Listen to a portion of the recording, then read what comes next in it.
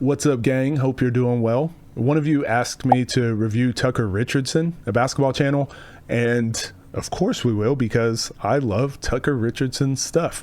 I've watched his videos quite a bit, like probably starting last year is when I first saw his stuff, and I think every video comes out with fairly accurate, and it's fairly helpful, and it's hard to, the reason I haven't reviewed his channel or reviewed a video, it's not your typical, it's not like a breakdown. I don't feel like there's a lot that I can add personally to his content. I think it's great on its own.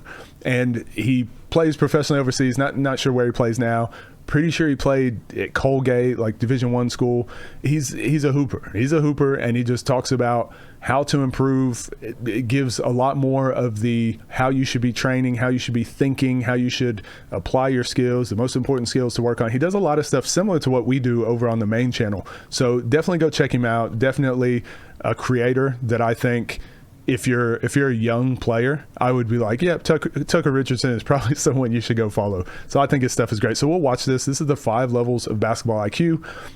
I think it could be fun. Could be fun to watch. Here are the top 5 players in turnovers per game in this past NBA season. In 5th, Nikola Jokic. In 4th, LeBron James. In 3rd, James Harden. In 2nd, Cade Cunningham. And in 1st place, Trae Young. Now you might think I'm crazy, but in my opinion, these 5 would also fall into my personal ranking of top 10 smartest players as well. But smartest is tough, because I think you got to look at IQ and defense, like the defensive side of it, running an entire team, winning. I think a lot more goes into it. They wouldn't be in my top 5. I mean, Jokic would, LeBron would, but I'd put, like Shea's got to be up there. I'm blanking all of a sudden because this caught me off guard. But like your Chris Pauls, like guys like that, obviously IQ's got to be up there. Drew Holiday's, like on the defensive end. How? Aren't turnovers the biggest sign of a bad decision maker? Smart hoopers take care of the ball and don't. And I think there's more stats to go into this too. Like Jokic, we talk about it a lot. He touches the ball more than anyone else in the league. So the fact that he's 5th in turnovers is like, oh, that makes sense. Like he's also averaging however many assists he's averaging. What was he averaging last year? Something stupid, right? Like pretty much averaged a triple double. So it's like 10 assists a game.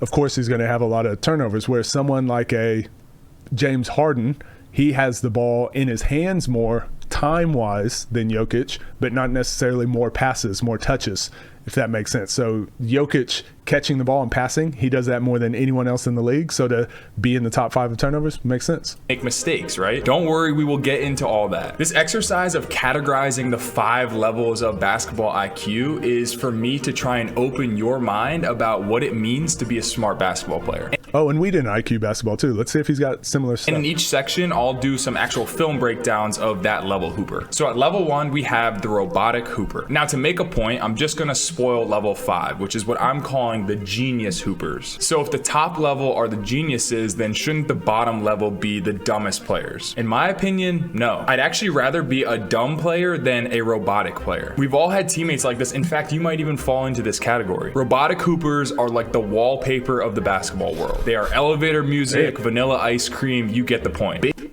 Basically, robotic players do their job and do what they're told. They run the plays, they have a very basic understanding of what a good shot is, what a safe pass is. Robotic hoopers don't make many mistakes, so coaches usually don't mind having them out on the court. But they also put no pressure on the defense, and they are not threatening in any way. My high school coach didn't even really give us the chance to play like robots because we were always pressuring and trapping and playing in transition, so everyone had to be able to make quick decisions.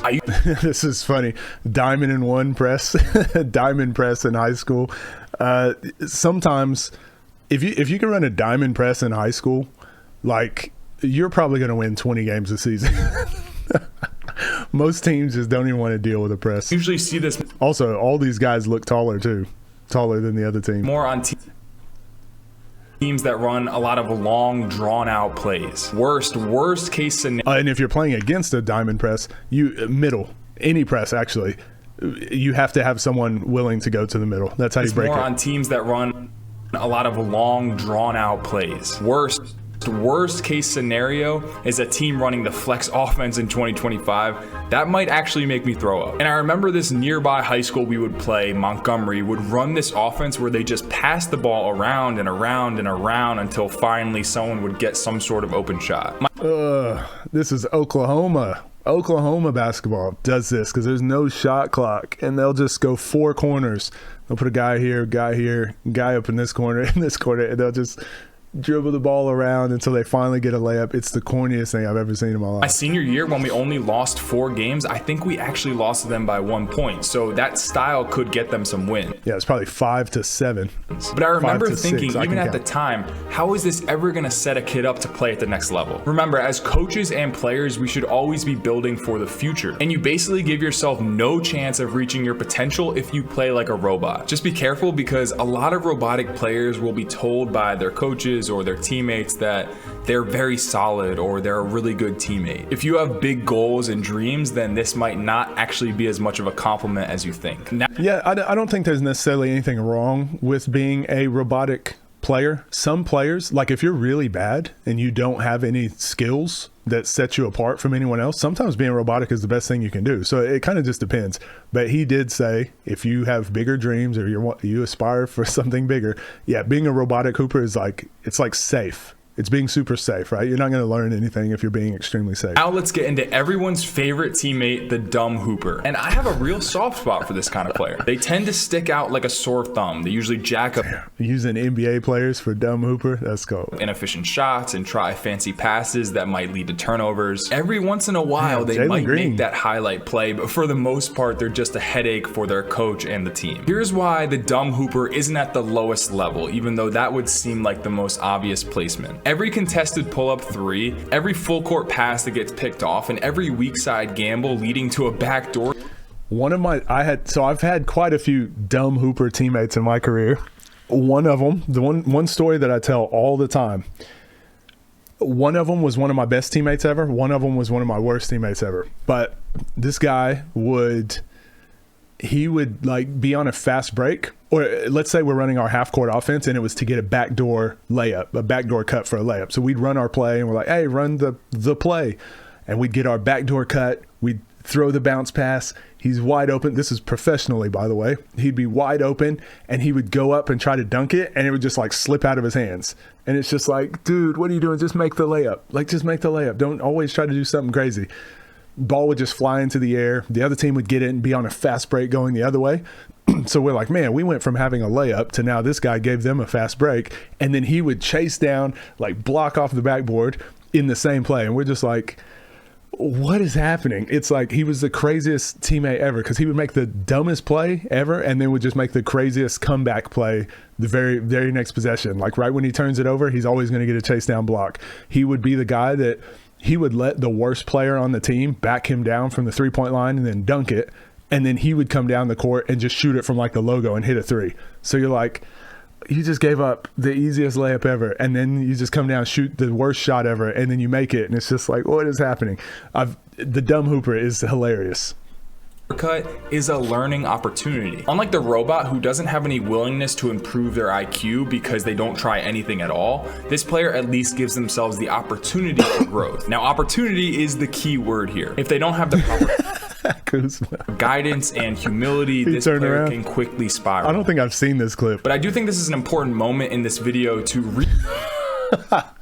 rewire your brains into realizing that making mistakes should not be seen solely as a bad thing. Instead, we should all be looking at mistakes as feedback. I'm pretty sure these are clips of him, like in high school. I always like when hoopers can like put themselves in the videos.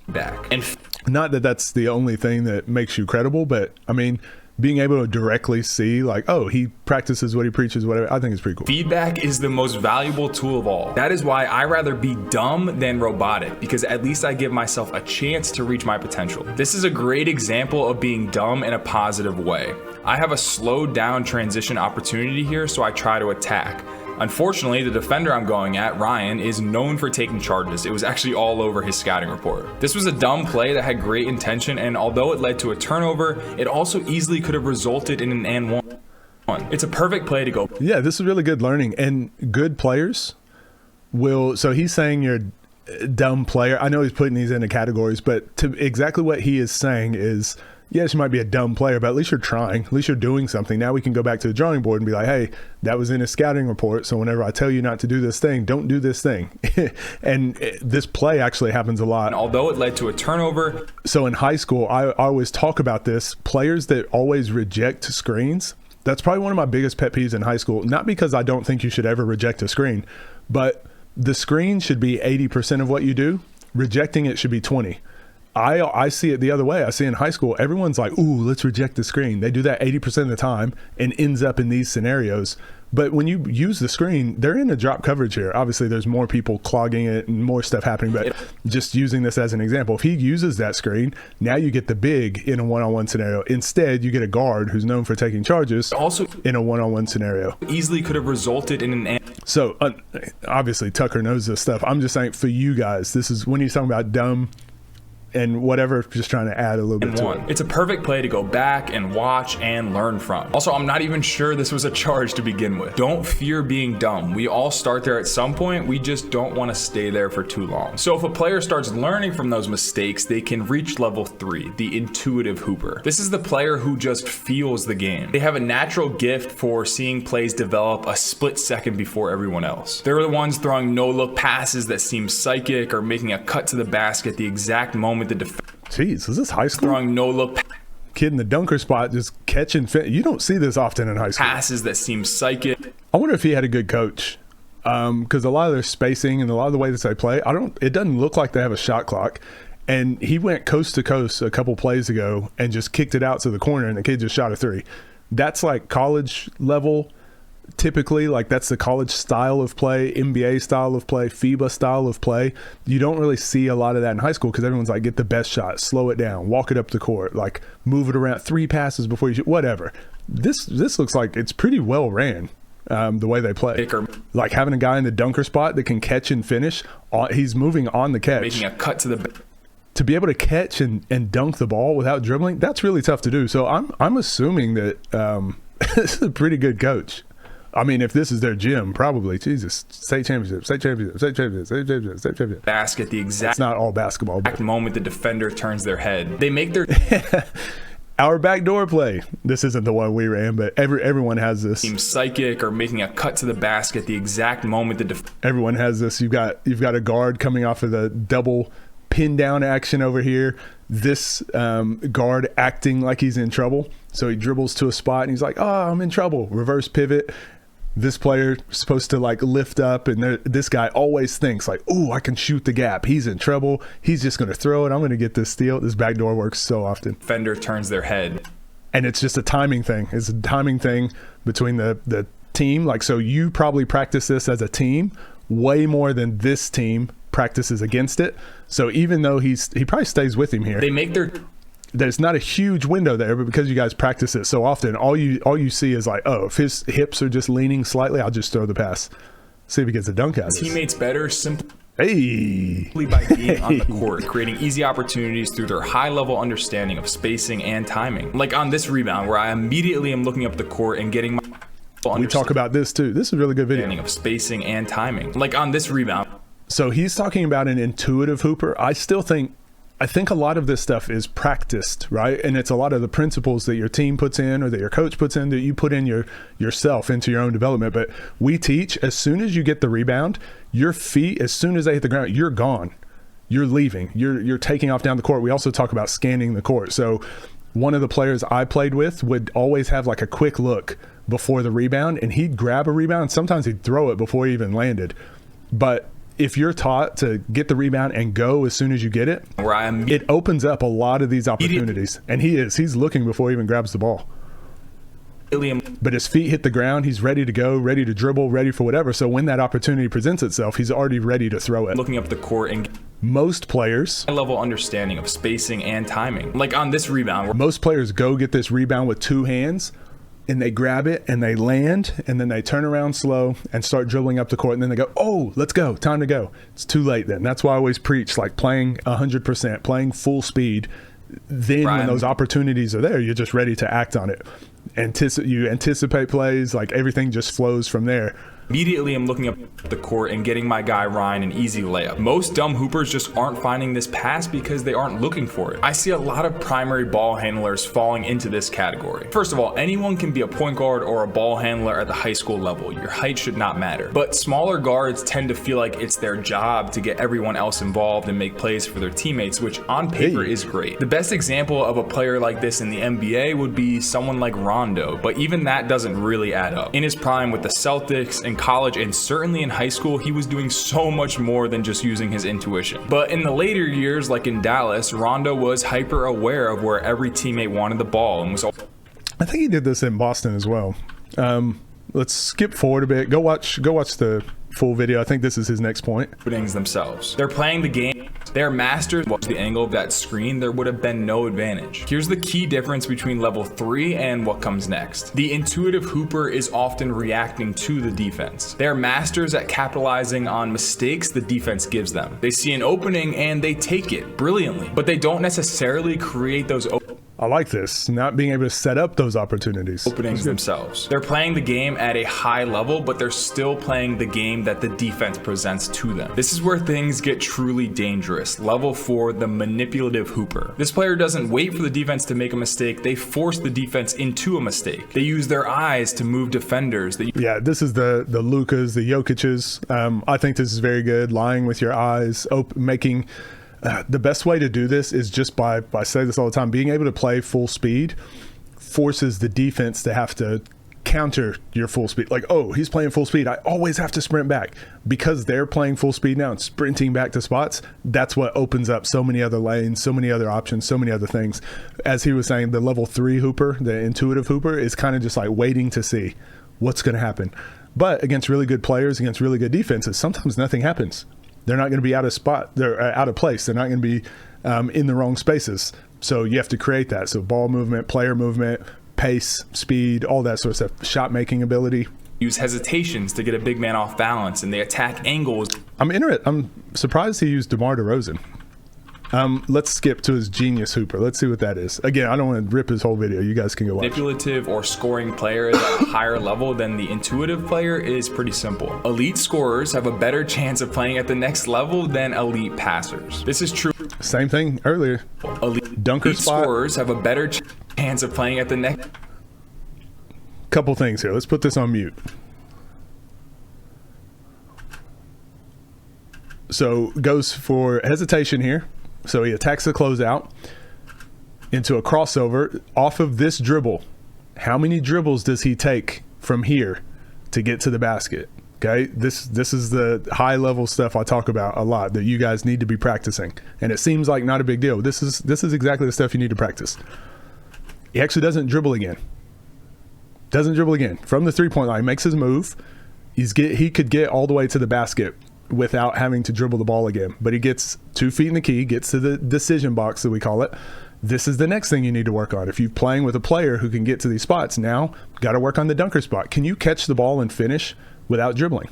Can you catch the ball and finish with contact without dribbling? Can you do that? Those are like 2 things to work on. Then the other guys are just spaced. They're just in their spots. If he would have driven and kicked it to you, are you ready to shoot that?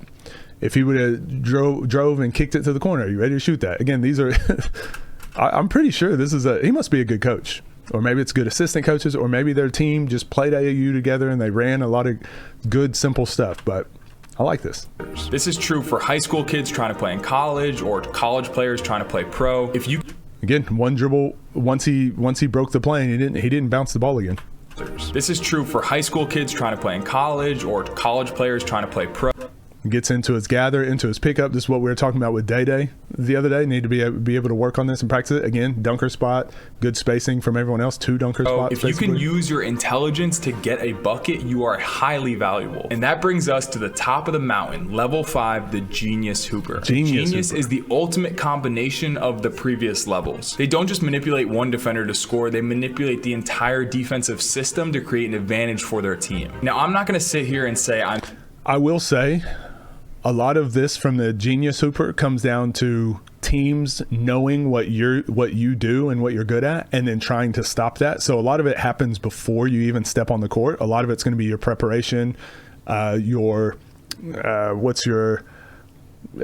notoriety. What's it called? Where people know what you're known for. A lot of it's just going to come from that. A lot of it's not going to be something you just turn on in a game. Some genius hooper. If you come onto the court and you're 7 foot tall, people are going to be prepared to guard you being 7 foot. So if you can dribble the ball up the court and go past guards as well, it's like, oh, he just threw something else at us we weren't prepared for. Although I do really value my basketball IQ. But in my 5th year of college, in the Patriot League Championship, I had a triple-double. And that was a game where I really felt like everything was in my control offensively. On this Horns pick and roll, there was a lot of processing happening. I must first read the big defender who's in drop. I'm a threat to score and ball screens, so he has to step. Is this going to be a hook pass to the top? Step up. Next, I'm reading this guy who is in between Ryan, my shooter, and Keegan, my big, who is rolling. I'm able to use my eyes to force him back to Ryan, leading to a... Oh, nice. The little look off. We talk about that with Mike James, TJ Shorts. There's another one I can't remember, but using your eyes to lie. So this would be the right pass. So he looks like he's going to make the right pass, and it opens up the next read. No look pass to Keegan for an easy layup. This is a high level play and read that takes years and years of playing in ball screens to be able to make. Let's look at some other examples of a real genius at play. In this first clip, Jokic has the ball in transition and I think he's always, so again, this is what really good players do, and I talk about it, like, I think he does want to go over here to Gordon, so he just does everything to like go to the right side of the court. Let's see if I'm wrong here. Instead of pushing all out, he goes at his own pace. He waits to see how his defender is going to guard this little it just pulls up and shoots a 3. Transition drag screen, and then settles into a 3. The next play, after he just hit that 3, when he catches on the wing, he uses a shot fake to just pause Rudy for a second, then drives middle, where there is open space, and gets to his little fadeaway. Everything is happening at his pace and how he wants. I don't think those were the greatest Jokic plays to show IQ, but he's right. Jokic does that every time down, that sort of stuff. It was really good. I don't want to. He's still got like 3 minutes left in this video. I thought it was really good. Like I said, I don't want to rip his whole video. Basically, this is kind of, I'm trying to do a better job of showing creators I think are really good, that give really good advice too. So definitely go subscribe, go follow him. I think he's one of the best basketball channels for young players, young coaches maybe, that want to learn. And it's more of like, again, it's like the mindset stuff, right? Like how to think the game, how to improve on your own. I think that's far more valuable than someone just showing you a drill or showing you a thing. Understanding why something works or what you need to work towards, I think is invaluable. So this is very good. Tucker, great job. Keep doing what you're doing. Thank you guys for sending this through, and I'll see you in the next video.